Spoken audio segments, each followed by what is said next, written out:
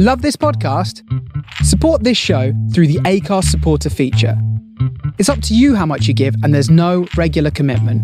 Just hit the link in the show description to support now.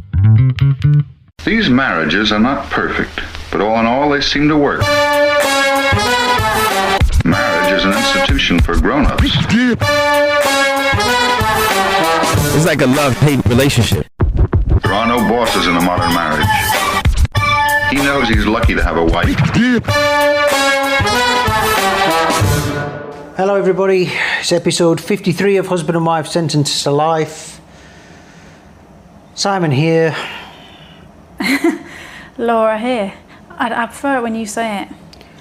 Sunday 10th of October, and you might be able to hear the aircon blowing away in the background there. We're sitting in our living room and I am in a really bad mood.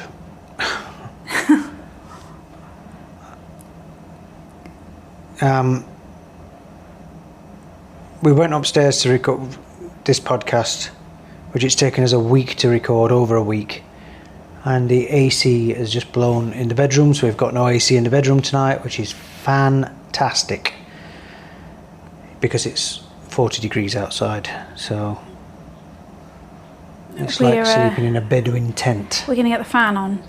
I don't know what we're going to do. Just for context, a couple of days ago the kids' bedroom AC blew. So every time this happens, we have to get somebody out to fix it. It's a pain in the backside. They can't come out today now because it's closing time, so they're coming out tomorrow morning. And the We Will Fix It guys are brilliant. They come regularly, service them. Actually, yeah, big shout out to We Will Fix It. If you're in Dubai, that's who we use. They're always fantastic. And I know they're always fantastic because they must have fixed our air conditioning 70 times in the different houses we've been in. Yeah, it's not they're not the fault, it's the old ACs. So, I'm in a really bad mood. I've got to leave the house in half an hour. It's 5:45 in the evening now. I've got to leave the house in half an hour to go and fetch Betsy Bell from Performing Arts. So, I'm just not in the mood for this at all. We just had a big argument upstairs before we even got to the stage of realising the AC were broke about what we should talk about today. We recorded this podcast last week and it was so miserable. I mean, this one already sounds happier and I've done nothing but moan. Do you think? Yeah. So, I'm just in a proper downer. Are we going to just have some fun? I doubt it. You don't want to do any serious bits today, but I feel like we should. Because I feel... No, that's not... I said I don't want to make them all seem... Because I feel like the last few episodes have been... Well, it's hard being back here, and I think it's been a delayed reaction on me. Well, no. I was miserable the minute I got back. I'm finding it really hard. We've had a proper week back doing all the school runs and the work and the lunches and the heat. And I'm just really fed up. I'm really down in dumps. I think the Leo being away thing's hitting me more now, but it's hitting me in a strange way, and it's totally feelings I weren't expecting to feel.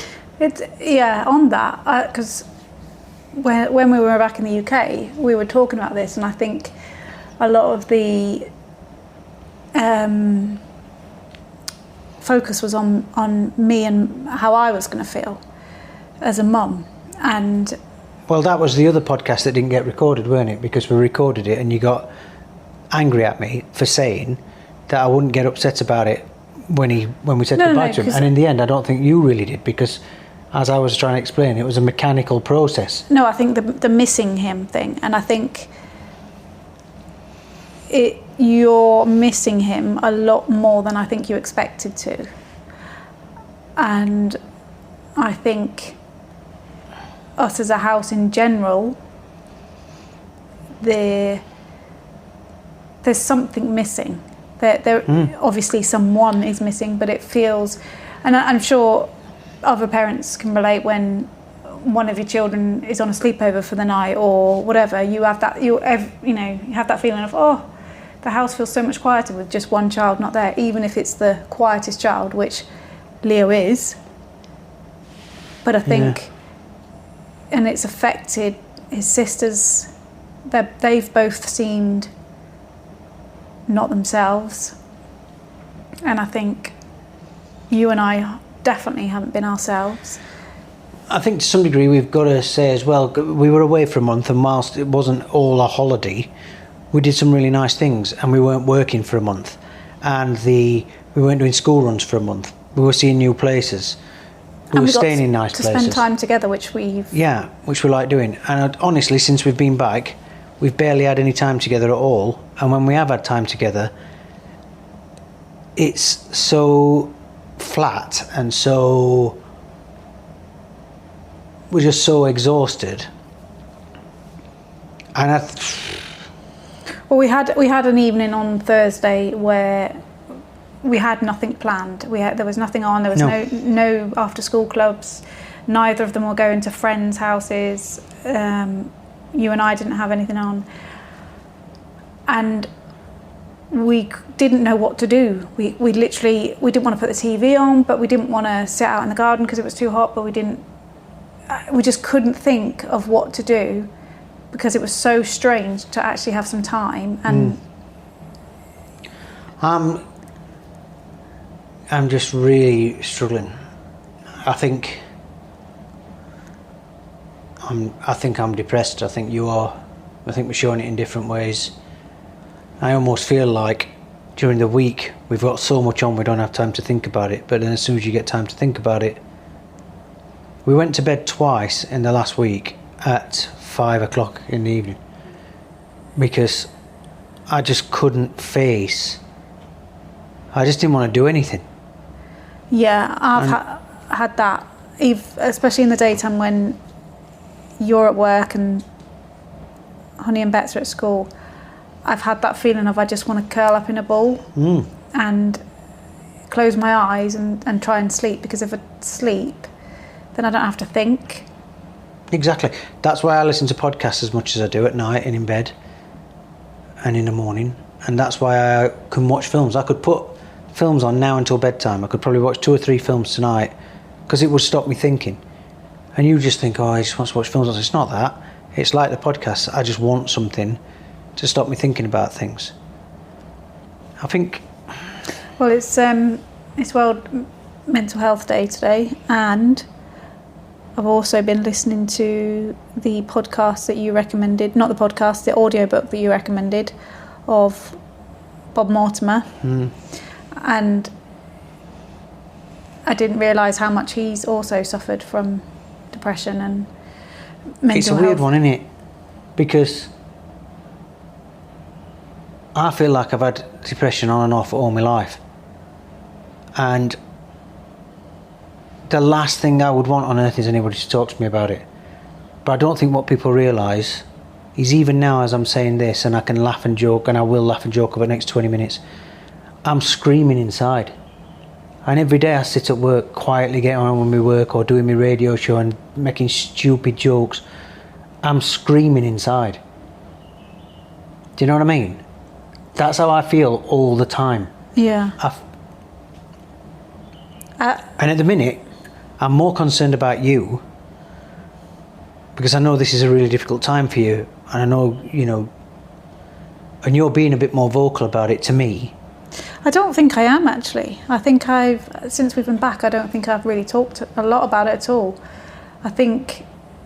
No, but you had a wobble yesterday morning, and everything you had a wobble about, indirectly, you made my fault, even though none of it was. No, I mean, I don't think in how I've been feeling, I've not really talked to you about it. I've just been numb. And I think... I just don't know. I feel like there's no point to anything. I feel like I'm going through the motions because I've got to go through motions. I've got to go through motions to put food in fridge and keep Honey and Betsy Pearl in school and keep petrol in car and keep Leo in university. But I have no idea why I'm doing anything. You know what I mean? That's how I feel at the minute. And I think today, like you said, World Mental Health Day, it's a good day to talk about it. And what I don't want off the back of this is a shed load of messages from people, because I just want to tell them to F off. Because I want leaving alone. You do. But then the other side of things, it's like I was saying, it's a weird one because this is meant to be our home, and in the last week and a half that we've been back, I've had, say, 2 people message me, that's it. And, you know, it's like, I don't know, not who my friends are, but I don't know, I feel like people that I think are my friends, you know, their lives are going on around me, and Yeah. and I feel out of it. I just don't feel, which makes, because I think Dubai can be a lonely place because most people don't have their families here. They're, you know, but yeah, it's a, I don't know. I mean, the thought of talking to people at the minute makes me want to jump off a building. Genuinely, I could not think of anything worse than feigning my way through any more conversations. Oh, how's your rent? How much school for you? How's the traffic? How bad's the traffic these days? Have you been to Expo? COVID? But I just cannot be bothered to talk to anybody about this stuff anymore. The same old regurgitated crap that you talk about with these sort of single serving friends all the time. I just can't be bothered with it. As I said, we recorded a podcast last week. This was not supposed to be the... Oh, it's doing me head in. But I feel awful that we've not been putting them out because I know people like them. And I know how much I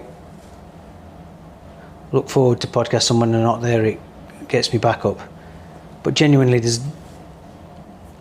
it's hard to put a positive spin on stuff at the minute. You know, and the AC going has just really done my head in. Yeah, it's been a heck of a lot of driving this last week. It's been one of them things where you're just getting hit from... I think if life was just going normally, it would have been mega difficult and I'd be depressed. But it's not just been that. Like, as I said, the aircon, it's the second aircon that's broke in a week. We had to renew your car that cost £7,000 with new tyres and everything. That was a thing that 1 minute I didn't know about it. I get the phone call, it's got to be done tomorrow, and then I'm 7,000 dirhams worth off. yeah. Grand and off, back home. Literally, I would just, and again, just numb. And but that's one of those things as well. There's nothing you can do about it. If it needs doing, it needs doing. Yeah. Like, I mean, I'm there sending you the text saying, "Are you sure? Are you sure we need to get new tyres?" And you're like, "Yeah, if you want to be safe on the roads." So that's kind of week it's been. We've talked to Leo a couple of times. He seems to be getting on great. He says, "Do you know what I'm really happy about?" He says he's enjoying the cycling. He did say that, and do you know which made me both happy and sad at the same time? Because I think he's enjoying it because it's his time to himself. Yeah. Which made me think, why is that the bit he's enjoying? Because I know here, when he was here, the bit he enjoyed was doing the cooking because that was his time to shut himself in the kitchen, get on with the cooking, and he enjoyed that time. Yeah. So I was surprised he said that he was enjoying it, but I am also glad that he's enjoying that. Yeah. He's still going out a lot. And he dropped a little thing in during our last conversation last night. Which in a way was...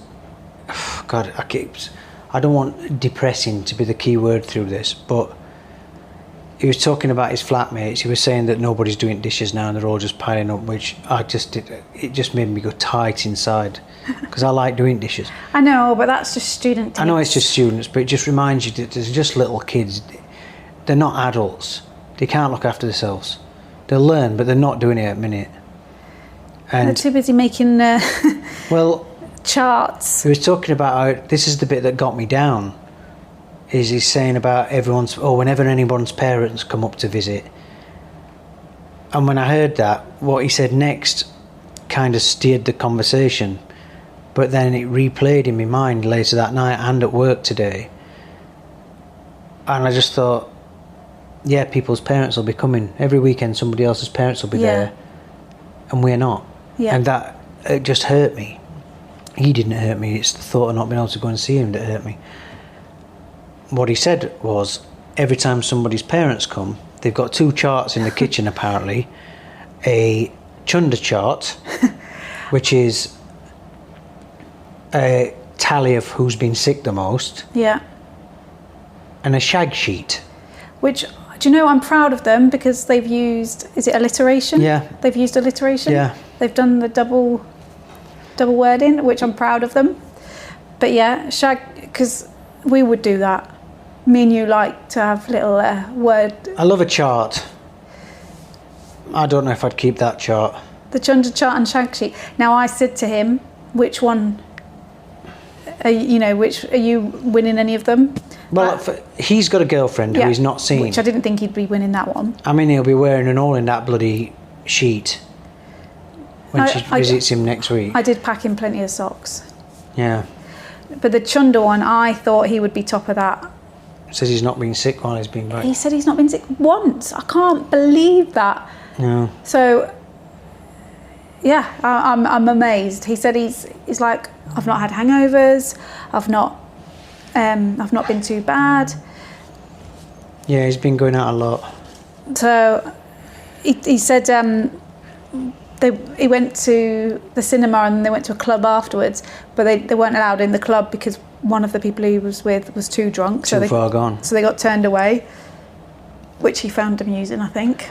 But then he got that drunk at an ABBA night the other night. He got walked home. He went back to some girl's house and they all walked him home. The girls from his course. Yeah, not just the girls, boys I know, to a flat. In the age of chivalry, girls walking you home to make sure you got home safe is a total flip to when Which again made me like, but also happy because I thought... Well, I'd be worried about the girls then getting home, to be it was honest. lads as well. There was a group of them. But I thought, how, good of them. Because I said, did they actually walk you home? He said, yeah.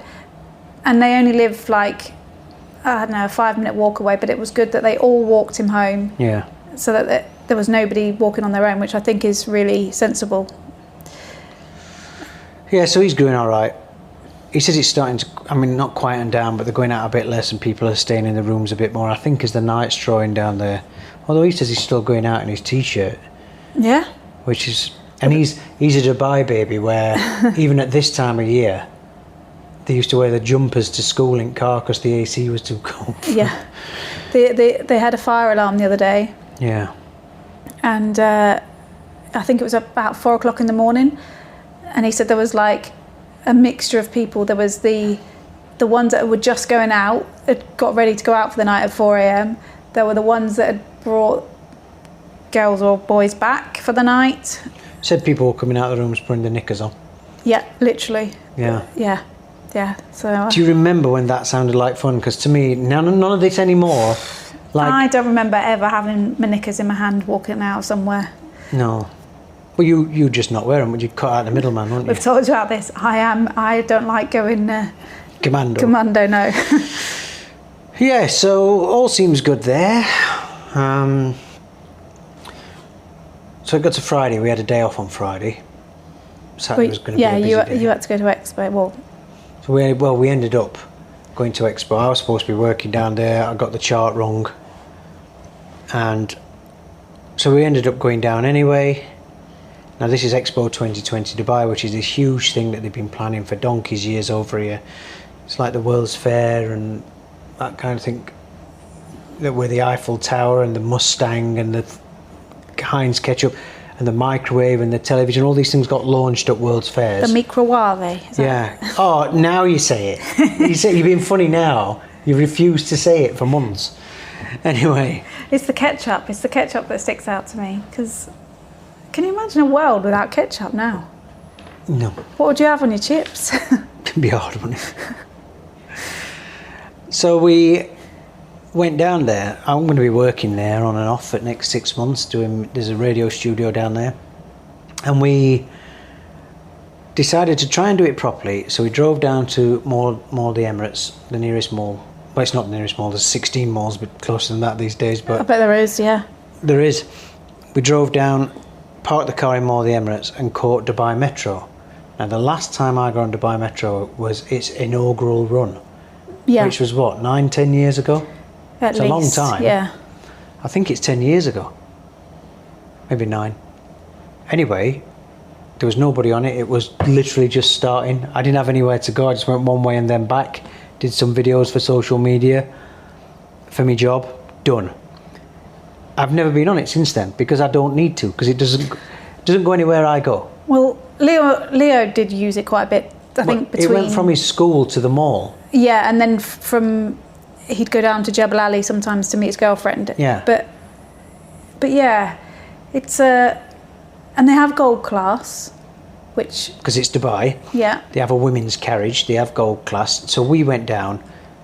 Oh, what a nightmare. We paid to get through. Then the tickets wouldn't open the electronic gate. So we had kids stood on one side, us on the other, panicking. And then when we did get on a train, it was like sardines. I was surprised. Now, I don't know if it's because it was a Friday or if it was because Expo started. Who knows? But I had men's sweaty bottoms rubbing up against my bottom. Yeah. My bottom was probably as sweaty, but still, it felt disgusting. And then you know that thing where people have got their arms above you, holding on everything's to the grimy. pole. And at the minute, because of my smell's weird, people's BO smells like I can't. It's like BO is bad by itself. Yeah. But it's like someone's squeezing garlic juice up your nose at the minute. It's disgusting. And I think we've both got a bit of long COVID nose. I think you've had it worse than me. I can't stand that lime shower gel that you've bought us. I don't like that. It smells like paint. Yeah, it's not nice. It's absolutely disgusting. Get it down the sink and get a new one. I'm gutted. We could have had the honeycomb. I've given that one to Honey. So, yeah, it was a long, arduous trip on the metro. It took half an hour. We were stood up the entire time. Not the best start to the visit. I want to say Expo 2020 Dubai is amazing. It's really good. I don't know what I was expecting. It wasn't what I was expecting, but it's really good. And well, I don't know. I still don't think we know what's there because it's so big. I've given out the stats before, but it means nothing to me and it'll mean nothing to you. 458 hectares. There's 182 countries' pavilions there, right? Right. We did about 20. I think we did less, but I think we did less, but we did about roughly in one zone. We were there.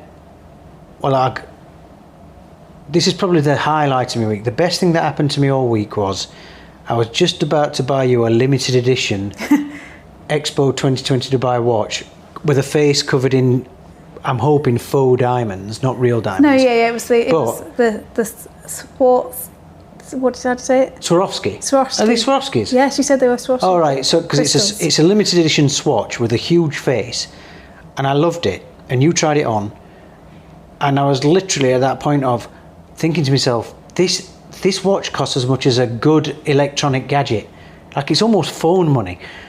And I'm like, ugh. You were trying to persuade me to buy it. Because I liked it, and it was just getting to the credit card stage, and then I heard whoosh, and I'm like, it's the red arrows, because we'd only gone down to watch the red arrows, so we ran outside, and there they were above us, the red arrows, doing the loop-de-loops and the red, white and blue smoke and everything. Yeah. And luckily, by the time the red arrows, because it was boiling, so we watched the red arrows, we had got the sun in his eyes, we were sweating, and by that point, I think you'd lost the enthusiasm to get the designer watch. No, I think I didn't have it. See, you love your watches, and I love like Chronophile. Is that what you are? I don't know, but that's chrono is time, so it could be chronophile. I mean, I don't like doing anything sexy with watches. Yeah. Like the other file. Yeah, I was going to say. Like, but a bibliophile doesn't have sex with books. He just likes books a lot. Well, you don't know. Right? You don't know. You don't know what people do with books. I'm a chronophile anyway. I'm looking. Are you making this up? I am looking it up as we speak. But Expo. Well, yeah. No, I think that was the only thing, is that it was still a little bit too hot. But the best bit, I would say, is or of what we saw anyway, was the... I'm not a chronophile. Oh no, what's one of them? A chronophile is a form of paraphilia in which an individual experiences sexual attraction limited. Eh? What? No. Can you not even That's say? nothing to do with watchers. Oh my God, what have you said you are? Well, it says it's sexual attraction limited to individuals of particular age ranges. That's not Oh me. my God. But you are though, you like older I wish I'd not. Maggie Smith, yeah. Smith and... Listen, I'm going to just search for someone who likes Oh watchers. my God, I can't believe you said that. Horologist. I think it's horologist. Careful. Not Right. after what you've just... I can't believe you've just... I'm not a chronophile. Repeat, I am not. It's horologist, and I said that without Googling it. So now I've Googled it. Bit different though, isn't it? Yeah, well, chronos is the time. Yeah, but as soon as you said chronophile, I thought, yeah, something's not right there. Yeah. Horologist. I'm a horologist. Anyway, yeah, my favourite bit was the fountain. It looks like a cereal bowl. This is how I've heard it described. Imagine standing in a giant's cereal bowl, probably half a football pitch across, Yeah. and then water, mad big waterfalls comes down all sides of this bowl and you're stood in it. Yeah, and Amazing. when it first starts, Freaky. yeah, I did jump back. I was like, "Wah!" By this point, Betsy Pearl and her little boyfriend Jacob, who we took along, they'd been on their feet for hours, knackered, blisters on the toes and everything, right? Yeah. When that thing started up, they were having the time of their lives. They got soaking wet. They were just in heaven. I wanted to join in, but I was surprised how boring you were during that bit. yeah, that feeling that I've said I've had, that flat feeling, I had it even there, and it was nothing to do with Expo, and the kids were enjoying it, and I loved it. I can't find that thing at the minute. I haven't got it, and I was really trying to not show it, but I just and that was the good exciting bit. But but next time I'll find my pizzazz and join in. I want to recommend the Irish Village down there because they are A, our friends, B, snuck us in the back door because they were a big queue, but we are good friends with them, so we weren't pulling strings. But big thanks to Dave and Michelle for getting us in, and we had some lovely food down there. Little break. It's like they've built a reproduction of the Irish Village in Expo. Yeah, no, it's great, and the staff are always brilliant. We needed it. It was nice to catch up with the ones that we knew, and we went on Luxembourg's big slide. I am amazed you went on it. You don't know the fear I had before that. Did you see how I went quiet? Yeah, but I was sure you were going to get up there and you go, I'm not doing it. And I was so close to walking off, but there was such a big queue. I would have had to walk past the entire queue with the humiliation of them knowing. And in the end, it ended up not being quite the spectacle I thought it was going to be. But when I first got on it, very brave of me that. Well anyway, done. You didn't scream too loud. We left and we got gold class on the metro coming back, which is only it was 30 dirhams to get. I thought 42 dirhams to get us all down there on the metro regular class, 70 dirhams to get us back in gold class. Yeah. And in gold class, it was like an aeroplane. And I sneeze. There was nobody there. Oh, no, it's gone. Is it gone? Oh. Good Sorry. stuff. We're not even outside today. I don't know where that one's come from. We got gold class. There was about 6 people in our carriage.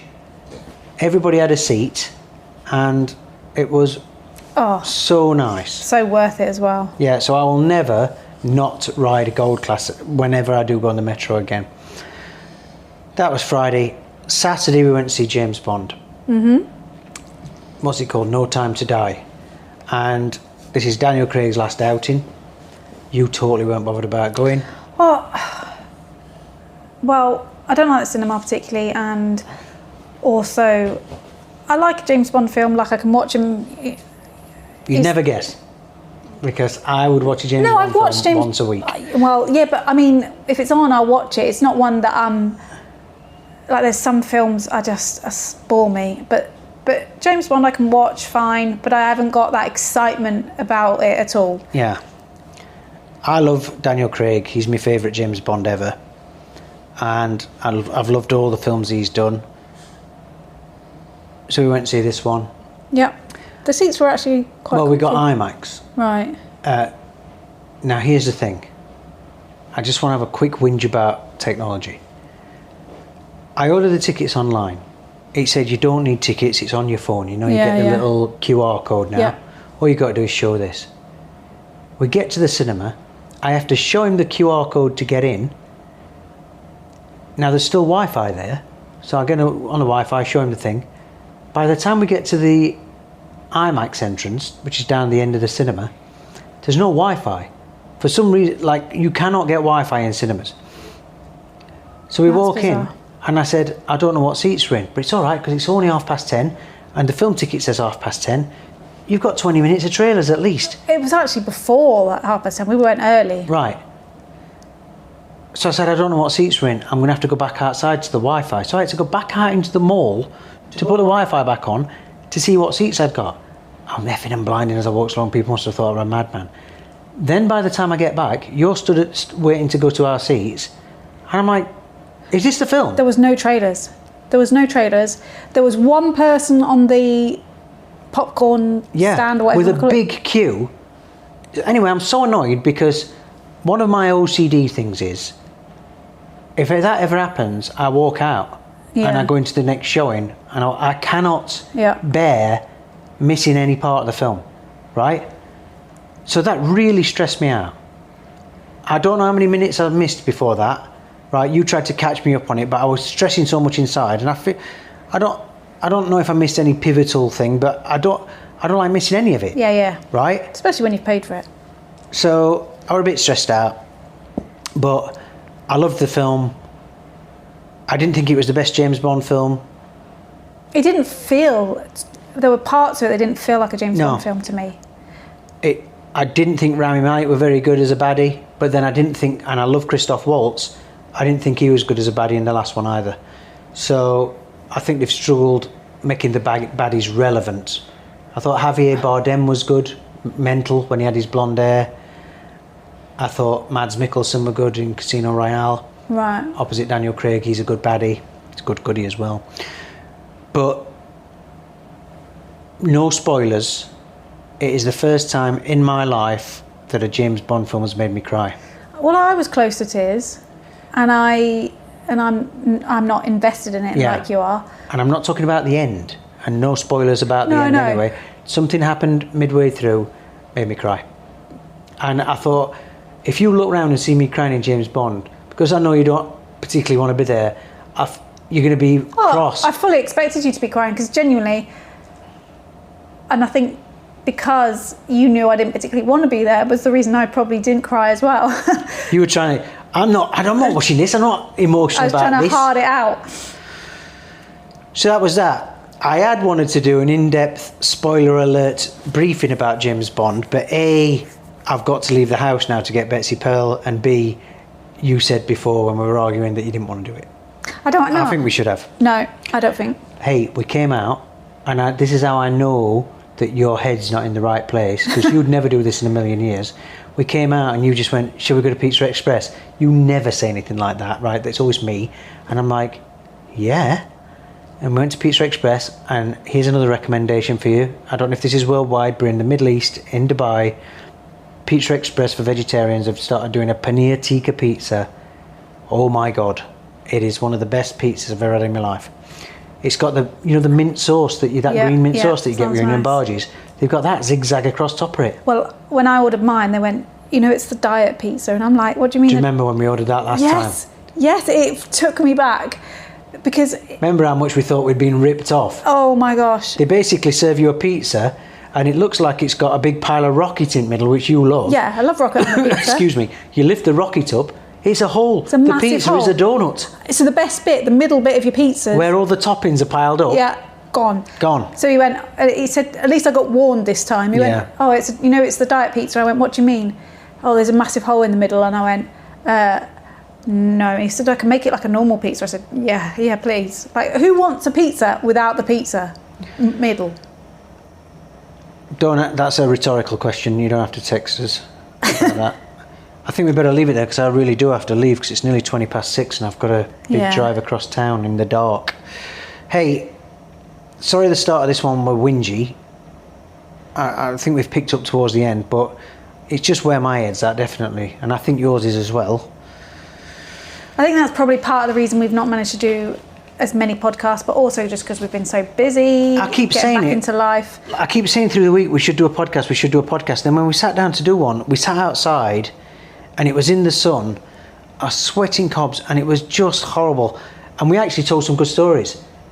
We told a story about going to bed at 6 o'clock and having mummy and daddy time, which was a really funny story. Now it's lost, it's gone, it's in the ether, which is a shame. I'm kind of pleased. People don't need to know. The 6 p.m, 5 p.m, 6 p.m. bedtime was the best night of the week so far, weren't it? For you. No, Yeah. no. All that did, the mummy and daddy special time, I'm going to say daddy time. all that did was stop me from watching another programme. Yeah, all right. I could have had an Hey, Only Connect. You had daddy time, then Bake Off. Yeah. When So you- literally 2 soggy bottoms. All right, everybody. Thank you for listening, and we will try and get another one done in the not too distant future. We'll try and be a bit more upbeat about it. I Yes. can't see moods are going to change. No, really. but I think we need to try and be a bit more positive. I wanted to say it though, because a lot of the podcast over the last month, I'm putting my shoes on as I talk now because I am running out of time. A lot of the podcast over the last month, we've been honest about emotions, and I want to be honest about this one. I want people to know, but I also don't look at me mucky socks. I've just put them back on to go back out. I also want people to know where we're at now, and I think if there's any day to do it, World Mental Health Day is it. Yeah. But also, I've been on the radio today saying, by the way, if one of your friends is looking like a bit quiet or you think there might be something wrong, just ask them. It's better to ask them. It might mean nothing. They might tell you to bugger off, but you might save somebody's life. And I think And then I with, sit here. with guys, especially with, and that's a known fact, isn't it? That the Yeah. suicide Oh, rate yeah. in men is a lot higher, and I do genuinely think that's because if you get a text saying how are you, you're not telling them. Whereas if I get a text saying how are you, I'm like, well, actually I feel a bit miserable today. I'm honest. Well, no, it's not that, but I don't mind being honest, but I actually don't want to talk to anybody. No, but that's what I mean. I think women are a bit more open and talk to each other a bit more about stuff like that, whereas men close up more. It would make me nothing. There's nobody who can say anything to me that's going to make me feel any better, right? Yeah, And the fact that people will try will make me more depressed. And I understand that, and I don't think it makes women feel any better, but I think it helps to know you're not the only one, maybe. And by the way, don't think because I'm saying it like this, it sounds like I'm being flippant, because I'm having as darker thoughts as you can probably have, but this is how I handle it. I handle it myself. I'd never hurt myself because I care too much about you and I care too much about the kids, and I know people have done stuff like that, and I have got opinions on that sort of thing, but it's too important for me I feel responsible for you guys, you know what I mean? And that's one of the hardest things in my life is sometimes I just want to shut down. Sometimes I want to get in bed and not get out of bed for 6 months. Like people with proper depression, because that's what I've got. Yeah. But I have to maintain this family. Yeah. You do in a different way, but I have to carry on doing what I'm doing on a daily basis. But that doesn't make it any easier. And people will say, well, if you were proper depressed, you wouldn't even be able to get out of bed. I have to get out of bed. Yeah. Right? No, I went back to bed today, and because I felt really down in the dumps this morning, and I did not want to have to face the day. But then I got to a point where I thought, right, I've got mum things that I need to do, otherwise the children, can't function. What is it? You've got But yeah. You've just got to carry on. But anyway. I think there's a working classness to that, I think working class depression is different to middle class depression. Maybe. Anyway. Who knows? I don't want to get into, we've got into it, but it's too big a subjects. But listen, if you do need somebody to talk to, then do talk to somebody. And if you think not coping, then talk to somebody. Definitely. This has not been an outlet for me. I'm cheesed off that I've even brought it up. Don't even think about getting on my Instagram or my Twitter or my email and messaging me about this, because I don't want to hear from you. Right? I'm telling you because I want to explain why I'm in a bad mood. But it doesn't mean I want to talk to anybody about it. No. You do talk to me about it, I'll block you. I don't say that. I'll block them. And on that note, I've got to go. I really have to go and get in car because it's nearly 25 past. All right. Thanks for listening, everybody. We'll try and get another one out soon, just to cheer you up as much as this one probably has. Sorry there's no James Bond special on the end. I would have done it. Yeah. I might just do one on my own. Oh, shush. See you later then. Bye. The end.